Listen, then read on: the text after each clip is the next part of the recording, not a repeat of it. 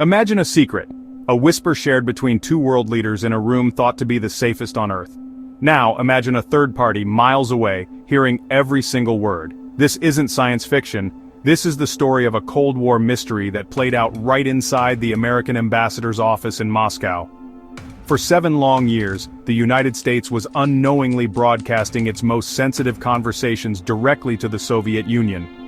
The culprit wasn't a complex network of wires or a hidden microphone with a bulky power pack.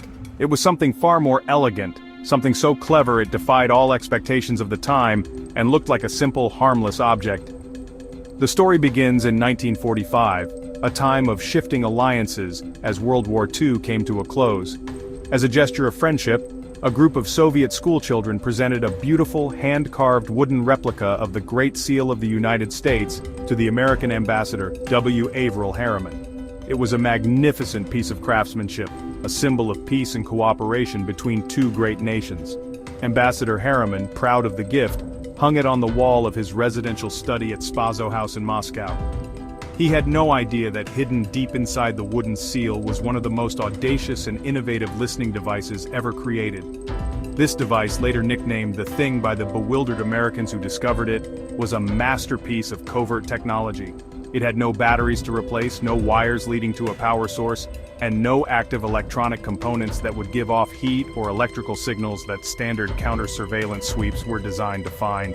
It was a passive listening device, a ghost in the machine, waiting patiently to be awakened. For 7 years, through the tenures of 4 different ambassadors, the Great Seal hung on that wall, silently observing the inner workings of American diplomacy, an unassuming Trojan horse in the heart of the embassy. So, how did this thing work its magic without any visible power source? The answer lies in the brilliant application of physics, specifically the principles of radio waves and resonance. It was an invention of the Soviet scientist Leon Theremin, the same man famous for creating the electronic musical instrument that bears his name. The device itself was incredibly simple in its design.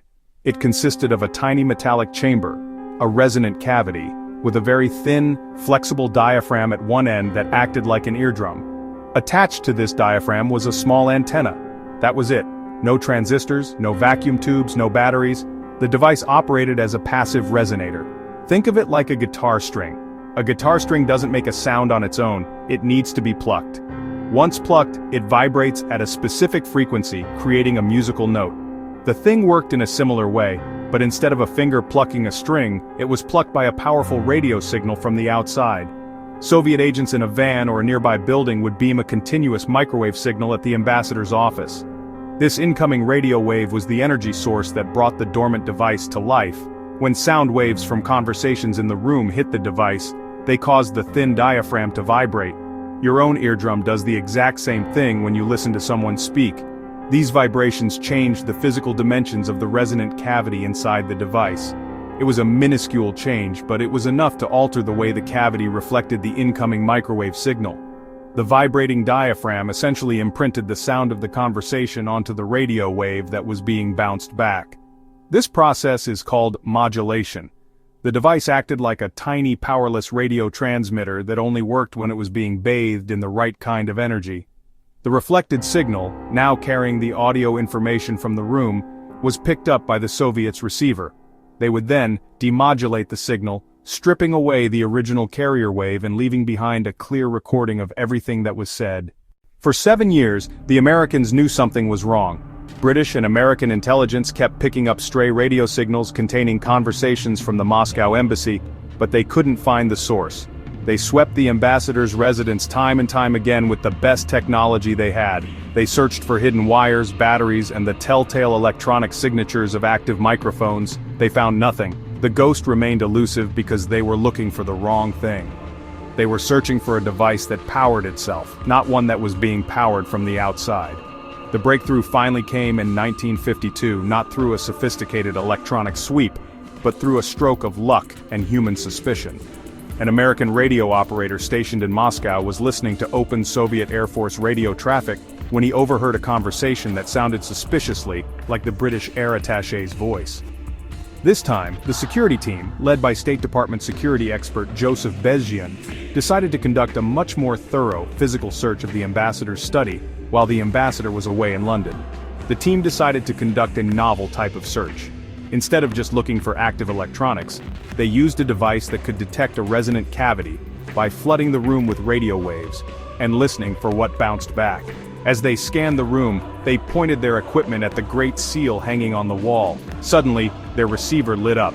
They had found it. The team carefully took the seal apart, prying open the wood with delicate precision.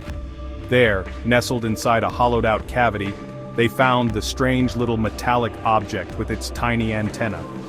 At first, they had no idea what it was. It didn't look like any listening device they had ever seen before. It had no power source and no active components. They dubbed it the Thing because they were completely baffled by its function. They sent it to British intelligence experts, including the brilliant MI5 scientist Peter Wright, who spent months studying the device. It was only after extensive experimentation that they finally understood its genius. They realized it was a passive resonant cavity microphone, a piece of technology decades ahead of its time. The discovery of the Thing sent shockwaves through the global intelligence community. It was a humbling moment for the United States, revealing a significant vulnerability and showcasing the incredible ingenuity of their Soviet counterparts.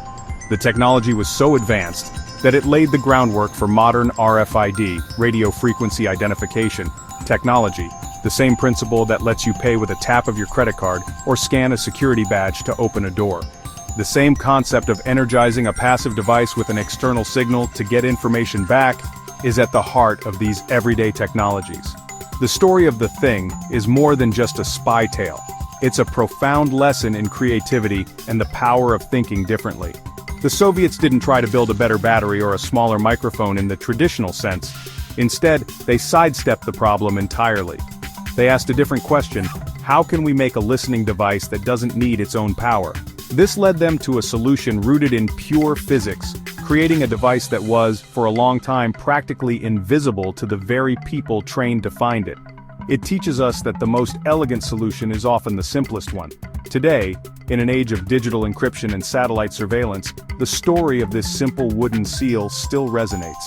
It serves as a timeless reminder that innovation isn't always about adding complexity. Sometimes it's about stripping things down to their essential principles. Leon Theremin's invention was a masterpiece of minimalist design, using the ambient energy of the universe, in this case a directed beam of radio waves, to accomplish its task. It proved that with enough cleverness, even a block of wood could be transformed into a powerful instrument of espionage. The legacy of the Thing is a testament to human ingenuity in the face of immense challenges. It's a cosmic perspective on spycraft, where the fundamental laws of the universe, like electromagnetic radiation and resonance, become tools in a secret war of whispers.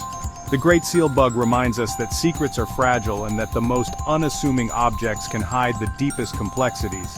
It challenges us to look beyond the obvious, to question our assumptions, and to appreciate the simple, elegant physics that governs our world.